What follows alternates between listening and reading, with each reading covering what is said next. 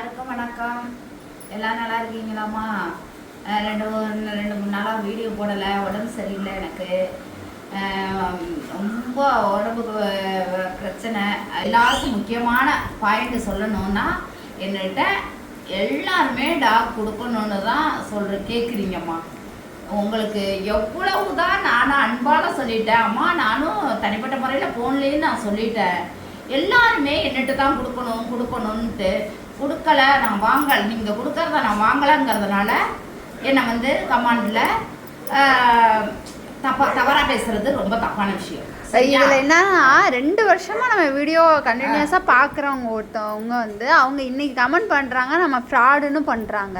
அவங்க ஏதோ நம்மகிட்ட இந்த மாதிரி பிள்ளைங்க தரேன்னு சொல்லியிருப்பாங்க போல், வாங்க மாட்டேன்னு சொல்லியிருப்போம். வாங்க மாட்டோன்னு நாங்கள் சொல்லலை, அமௌண்ட்டு கேட்போம். நாங்கள் எங்களுக்கு 1 லாக் இல்லை 50,000 அமௌண்ட்டு கொடுங்க, ஏன்னா நாங்கள் ஆள் போட்டு தான் பார்க்கணும். இப்போ எங்கள் அம்மாவுக்கு உடம்பு சரியில்லை, நாங்கள் இந்த வீட்டில் நான் தங்கச்சி இங்கே நாங்கள் பார்த்துக்கணும். அங்கே அம்மா மட்டும் தனியாக பார்த்து தான் இப்போ அம்மாவுக்கு ரொம்ப உடம்பு சரியில்லை. இப்போ எங்களுக்கு உடம்பு சரியில்லைன்னா யார் பாப்பா? அதனால் நாங்கள் ஒரு ஆள் போட்டு பார்க்கணும், நீங்கள் அதுக்கு கொடுங்கன்னு தான் நாங்கள் கேட்குறது. அப்படி நாங்கள் உங்களுக்கு அமௌண்ட்டு கொடுக்க முடியலை, அமௌண்ட்டு கொடுத்து உங்களால் விட்டுட்டு போக முடியலன்னா 10 நாள் இருந்து பார்த்து அவங்களும் ஒன்றா சண்டை போடாமல் ஆக்கிற வரையும் இருந்து பார்த்துட்டு போங்க. அதை விட்டுட்டு இந்த கமெண்டில் தப்பாக பேசுகிறது, நீங்கள் பேசுகிறதுனால நாங்கள் ஃப்ராடாக ஆகிட மாட்டோம். இன்றைக்கி எங்கள் அம்மாவுக்கு உடம்பு சரியில்லை, இப்போ இத்தனை பிள்ளைங்களும் யார் பாப்பா சொல்லுங்கள்? பாத்திர முடியுமா? இல்ல யாராவது ஒருத்தர் ஒரு நாள் தங்கி நீங்க பாத்துருவீங்களா? இல்ல நைட் தங்குங்கம்மா. நாங்க வீடியோல காட்டுறது அதுல ஜஸ்ட் 1% தான் வீடியோல காட்டுறது.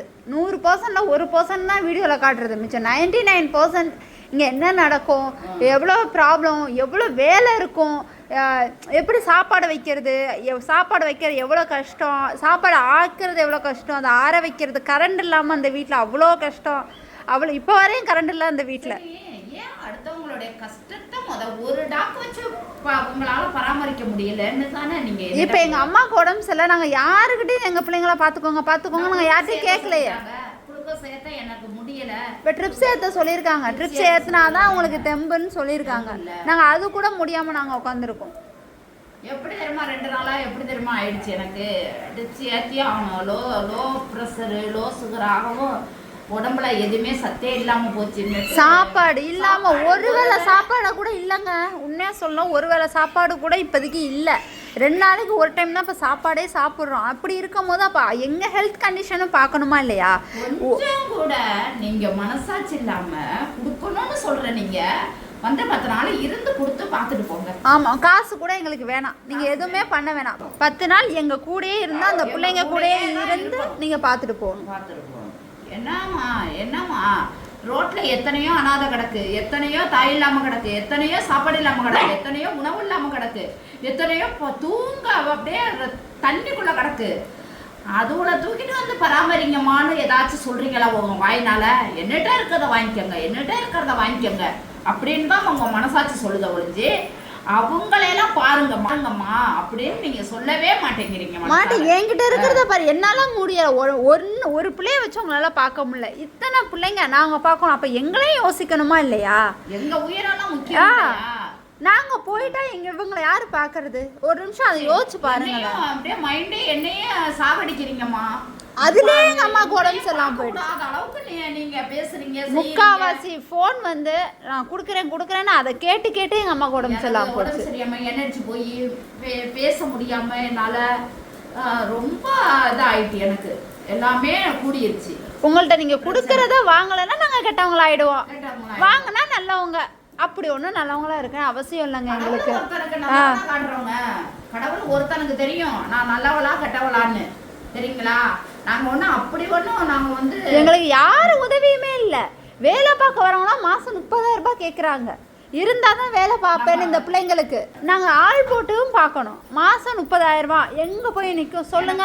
நானும் எல்லாத்தையும் கேட்டு பார்த்துட்டேன், எனக்கு உதவியே கிடைக்கல, யாருமே ஹெல்ப் பண்ணல. இன்னும் பிள்ளைங்களுக்கு ஊசி போட முடியல, இன்னும் ஆப்ரேஷன் பண்ணணும், இன்னும் கரண்ட் இழுக்கிறதுக்கு அமௌண்ட் கட்டணும். எதுவுமே இல்லாமல் உட்காந்துருக்கோங்க. அந்த அரிசி கூட இல்லை பிள்ளைங்களுக்கு, அரிசி கிடையாது, விறகு கிடையாது.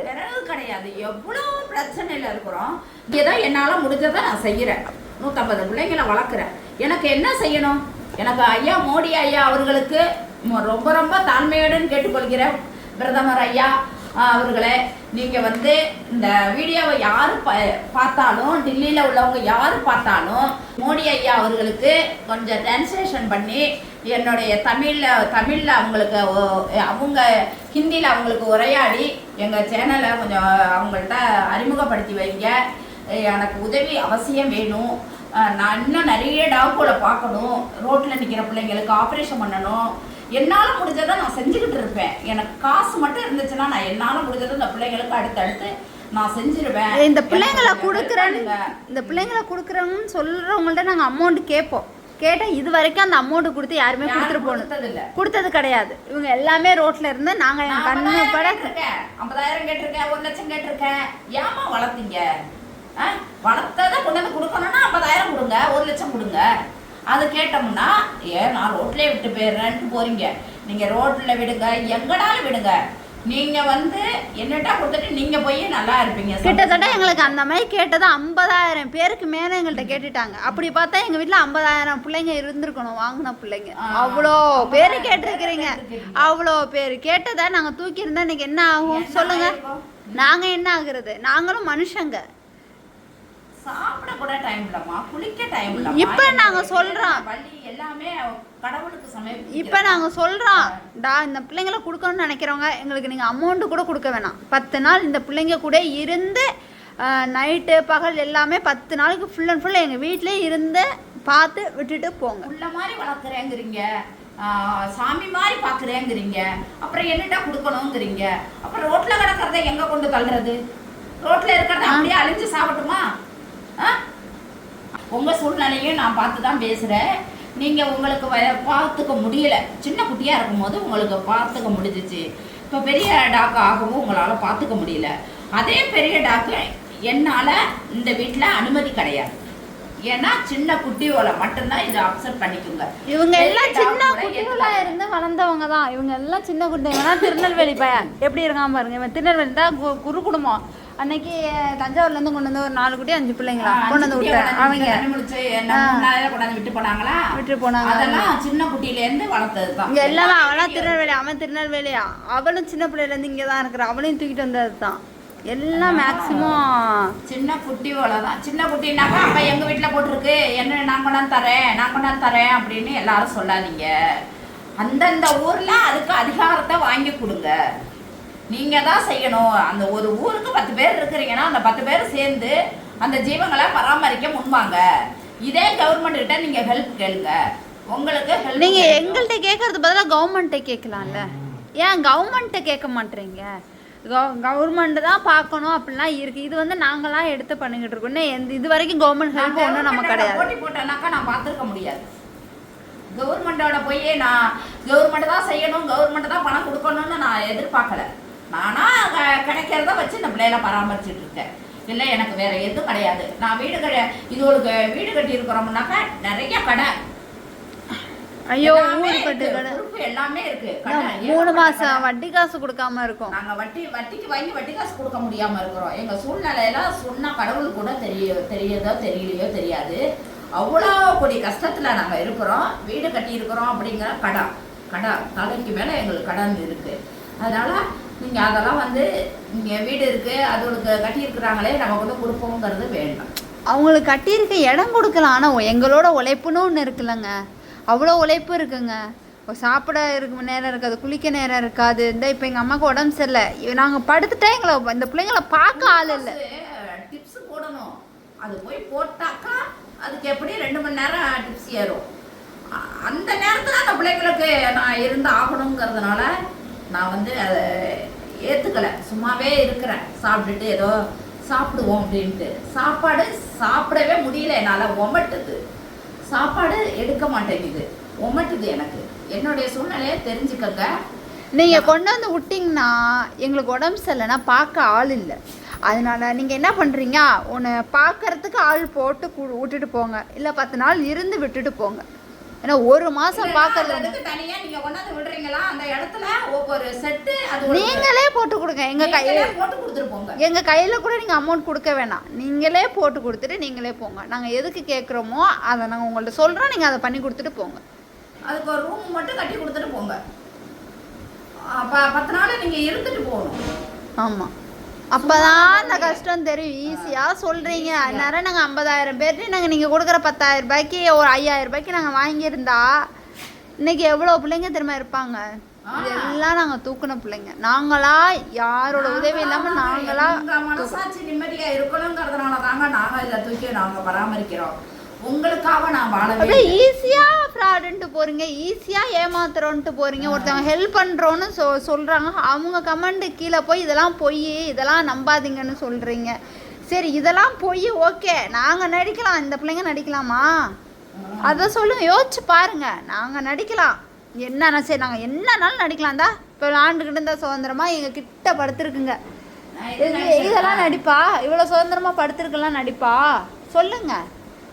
இல்லை ஈஸி 5 நிமிஷத்தில் அப்படியே 1 செகண்டில் நல்லவங்களாம் அப்படி புகழ்கிறாங்கப்பா. என்ன புகழ்ச்சி. நமக்கு ஒரு கஷ்டம்னா அவ்வளோ பிரச்சனை இல்லைனாலும் கமெண்ட் அப்படி பண்ணியிருக்கிறவங்க இன்றைக்கி வந்து இவங்க ஃப்ராடு, இவங்க வீடியோவில் பார்க்குறதெல்லாம் பொய், நேரில் வேறையா என்ன வேற. வா, நீ எப்போனாலும் வா, சொல்லாமல் கொள்ளாமல் என் வீட்டுக்கு வா. சொல்லாமலே வாங்கங்க, நீங்கள் சொல்லாமல் வாங்க. ஆனால் எங்கள் இடத்த வந்து நீங்கள் பார்த்துட்டு திரும்பி போகிறப்ப நீங்கள் உங்கள் மனநிலை எப்படி இருக்கணும் மட்டும் உங்களுக்கு தெரியும். நீங்கள் சொல்லவே வேணாம், எப்போனாலும் வாங்க. எந்த ட்ரெஸ்ஸில் நீங்கள் வாங்கணும் அலோவ் பண்ணுறாங்க? நாங்கள் அலோவ் பண்ணுறோம். கண்டிப்பாக வாங்க, எப்போனாலும் சொல்லாமல் வாங்க. இங்கே என்ன நடக்குது, நாங்கள் பொய் சொல்கிறத வீடியோவில் வேறு, வீடியோவில் உண்மையாக 1% தான் உங்களுக்கு காட்டுறோம். மிச்சம் 99% இங்கே நடக்குது. அவ்வளோ விஷயங்கள் நடக்குது இந்த வீட்டில். நாங்கள்லாம் எங்கள் உயிரை கொடுத்து நாங்கள் காப்பாற்றுறோம். எங்கள் உயிரை கொடுத்து நாங்கள் காப்பாற்றிட்டு இருக்கோம். அப்பேலேருந்து அதுகளுக்கு பெட்டு தான். நாங்கள் வீடியோ போடாததுக்கு முன்னாடியிலேருந்து அதுகளுக்கு பெட்டு, கட்டில், அதுகளுக்கு பாய், போர்வை எல்லாமே நாங்கள் போட்டோம். நாங்கள் வீடியோவுக்கு வந்து தான் நாங்கள் போர்வை யூஸ் பண்ணலை, பெட்டு யூஸ் பண்ணலை, அதுகளுக்கு செல்ல கொஞ்சலை. அதுக்கு முன்னாடியே அது செல்வாக்கா இருந்த பிள்ளைங்க, சரிங்களா? அது மட்டும் நீங்கள் ஞாபகத்தில் வச்சுங்க. தேவையில்லாமல் கமாண்டு தப்பா பேசக்கூடாது. பேசுங்க, ஆண்டவன் ஒருத்தர் இருக்கான், அவ்வளவுதான். மேல ஒருத்தர் இருப்பான். நீங்க வந்து வாய் சும்மா இருக்காது, வாய் பேசதான் செய்யும். அதனால நீங்க பேசிட்டு போங்க. கடவுள் ஒருத்தர் இருப்பான், அதனால நீங்க என்னன்னாலும் பேசுங்க. ஆனா இந்த வாயில்லாத ஜீவனுக்காக நாங்க துரோகம் நாங்க இந்த மாதிரி கமெண்ட்டுக்கு, இந்த மாதிரி பேட் கமெண்ட் பண்ற இவங்களுக்கெல்லாம் நாங்க பயப்பட மாட்டோங்க. எங்க மனசாட்சிக்கும் அந்த கடவுளுக்கு மட்டும் தாங்க நாங்க பயப்படுவோம். அப்புறம் ஒரு தகவல், இன்னைக்கு ஒருத்தவங்க வந்து டாக் கடிச்சிருச்சான்டா, பெரிய டாக் வந்து குட்டியை கடிச்சிருச்சான். அதை தூக்கிட்டு வந்து யாரோ பார்த்துக்கிட்டு இருக்கிறாங்க. பக்கத்து வீட்டுக்காரங்க சொல்கிறாங்களாம், ஐயோ இதை நல்ல மூட்டையில் கட்டி, சாக்கில் கட்டி கொண்டு போய் போட்டுருங்க, அப்படியே அழிஞ்சு போயிடும், அப்படியே அழிஞ்சு போயிடுமா, அப்படியே இதாக போயிடுமா. அப்போ எப்படி உயிரோட இந்த பாவத்தை அவன்லாம் என் வயசு பையன் சொல்கிறாமா. அந்த வயசு பையனுக்கு ஆயுசு போட்டு வச்சிருக்குமா கடவுள். அப்படி சொல்கிறாங்க. அப்படியே அழுகன்னா அழுக எனக்கு தாங்க முடியல.